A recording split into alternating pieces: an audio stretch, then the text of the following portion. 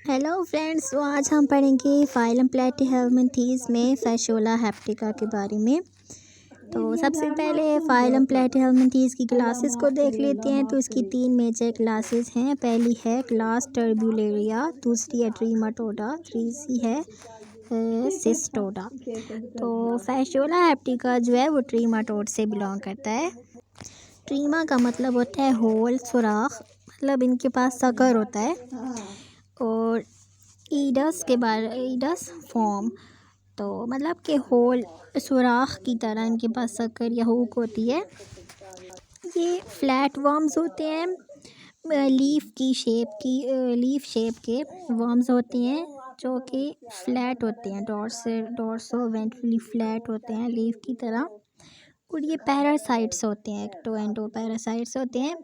ये ह्यूमंस पे, कैटल्स पे अटैक करते हैं। और स्नेल भी इनका सेकंड होस्ट है। इनके पास सक करने के लिए सकड़ होती है या हुक होता है। डाइजेस्टिव सिस्टम इनका सिंपल सा होता है। सबसे पहले एक सिंपल इंटीरियर माउथ होता है, फिर उसके बाद सिंपल फेरिंग्स आता है जो कि आगे 2 ब्रांचेस में डिवाइड हो जाता है। ये 2 ब्रांचेस आगे फर्दर ब्रांचेस में डिवाइड होती हैं। ये इसकी जनरल कैरेक्टर्स थे। आगे हम मज़ीद इसके बारे में जानते हैं। कॉमन नेम जो है फैसियोला हेप्टिका का, इसे लिवर फ्लूक भी कहते हैं और शीप लिवर फ्लूक भी कहते हैं।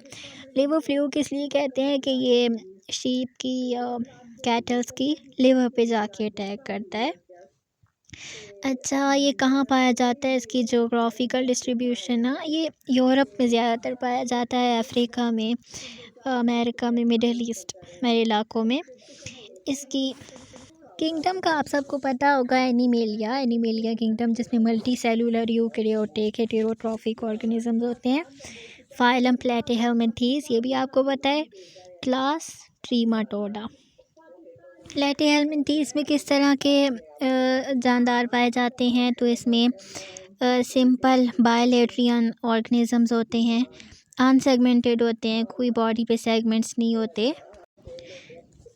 और इनवर्टिब्रेट्स होते हैं, इनकी सॉफ्ट बॉडी होती है। आगे चलते हैं लाइफ साइकिल की तरफ। तो ये बहुत इंपॉर्टेंट क्वेश्चन है, अक्सर एग्ज़ाम में आता है।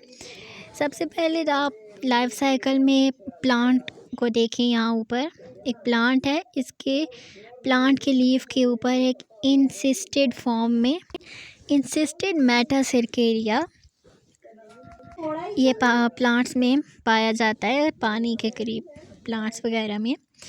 अगर कोई भी कैटल्स, फॉर एग्जांपल शीप या ह्यूमन, अगर इस प्लांट को खाते हैं तो ये उनकी बॉडी के अंदर चला जाएगा। इस वक्त ये इमेच्योर मेटासिरकेरिया है।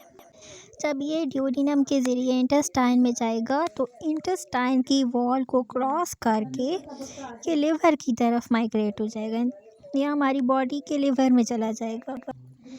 लिवर में जाकर ये मैच्योर फैसियोला हेप्टिका, एडल्ट फैसियोला हेप्टिका बन जाएगा बाइल डक्ट में।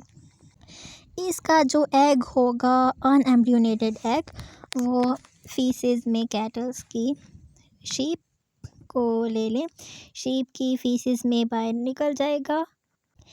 जब ये वाटर तक पहुंचेगा, जब पानी इसके पास पहुंचेगा तो पानी में जाकर ये एम्ब्रियोनेटेड एग हो जाएगा, इसके अंदर एम्ब्रियो बन जाएगा।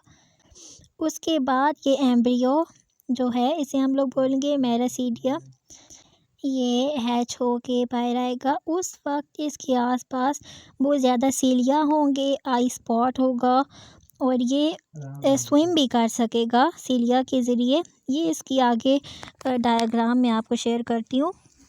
उससे पहले ये देख लेते हैं, ये पानी में स्विम कर कर अपने सेकंड होस्ट को ढूंढेगा। सेकंड होस्ट इसका क्या, स्नेल है, ठीक है, इसका इंटरमीडिएट होस्ट है। यहाँ जाकर ये 3 स्टेजेस में कन्वर्ट होगा। सबसे पहले जो है ये स्पोरोसिस्ट स्टेज में जाएगा, ये स्नेल की बॉडी के अंदर।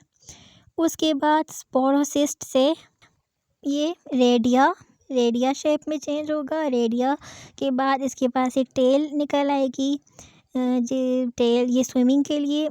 और उसके बाद ये स्नेल की बॉडी को, स्नेल के डाइजेस्टिव सिस्टम में से ये स्नेल को किल करके वहाँ से बाहर आ जाएगा। बाहर आकर ये दोबारा से इंसिस्टेड फॉर्म में ये कन्वर्ट हो जाएगा और किसी प्लांट के ऊपर जाकर अटैच हो जाएगा। तो जब भी वहाँ पर अटैच होगा तो ये सिरकेरिया जब इंसिस्टेड फॉर्म में जाएगा, इसको फिर इंसिस्टेड मेटा सिरकेरिया कहेंगे। वो जो एग फीसिस में जो एग था उसमें से जो लार्वा हैच हुआ था, मेरिसीडियम लार्वा, उसके बारे में, उसके स्ट्रक्चर, फंक्शन, उसके कैरेक्टर्स वगैरह को देखते हैं। तो मेरिसीडियम लार्वा जो है फर्स्ट लार्वा है जो एग से हैच होता था प्राइमरी होस्ट से के फीसिस से, कैटल्स या ह्यूमंस। ये एक बहुत ही छोटा माइन्यूट सा ओवल शेप का एलोंगेटेड, ये एक फ्री स्विमिंग भी कर सकता है क्योंकि इसके पास सीलिया होते हैं। 18 to 20 सीलिएटेड एपिडर्मिस सेल होते हैं। ऐसे सेल्स होते हैं जिनके ऊपर सीलिया होते हैं। पूरी बॉडी इनकी सीलिया से कवर हुई होती है। ये उसको स्विमिंग में हेल्प देते हैं। यहाँ आप डायग्राम में इसका स्ट्रक्चर भी देख सकते हैं। सबसे ऊपर इनके पास एपिकल पेपिलिया है।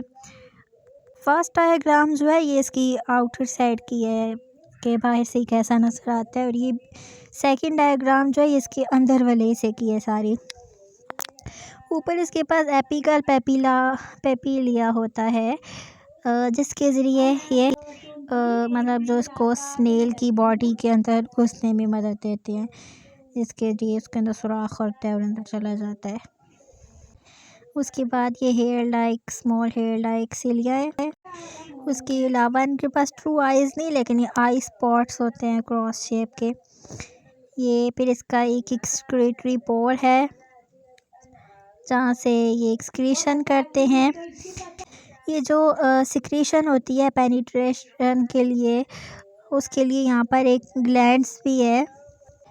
ये एक ऐसा लिक्विड म्यूकस सा सिक्रीट करते हैं जो इनको पेनिट्रेशन में हेल्प देता है। ये इनकी स्किन की एपिडर्मल प्लेट्स हैं। देन इसके मसल लेयर है। देन इसकी फर्दर सब एपिथेलियम। अब आते हैं इसकी सेकंड स्टेज की तरफ, स्पोरोसिस्ट लार्वा की तरफ। स्पोरोसिस्ट 0.7 मिलीमीटर का लॉन्ग स्पोर की तरह से एक लार्वा उसकी स्टेज है फेशुअल हेप्टिका की, जो क्यूटिकल लेयर से कवर हुई होती है। इस स्टेज में आई स्पॉट, एपिकल पेपिलिया, ये सब चीज़ें, नर्वस टिश्यू, ये सब कुछ डिसअपीयर हो जाता है, गायब हो जाता है, एक स्पोर सा बन जाता है। सिर्फ एक चीज़ रह जाती है, वो है प्रोटोनेफ्रिडिया जो फ्लेम सेल है। ये स्पोरोसिस जो है स्नेल की बॉडी में, स्नेल की टिश्यूज़ में डेवलप करता है और एक थर्ड टाइप ऑफ लार्वा में कन्वर्ट होता है जिसे रेडिया लार्वा कहते हैं। और ये जो होता है 5 to 8 रेडियाई जो हैं वो बनाते हैं। ये फिर रेडिया लार्वा जो होता है ये स्नेल की बॉडी को बिल्कुल रप्चर करके, उसको डिस्ट्रॉय करके, उसके डाइजेस्टिव सिस्टम पे वहाँ से ये लिवर में, स्नेल की लिवर में चला जाता है। ये डायग्राम आप यहाँ देख सकते हैं। अब हम नेक्स्ट पार्ट में मिलते हैं। उसके लिए चैनल को सब्सक्राइब, लाइक, शेयर कर दें। बाय।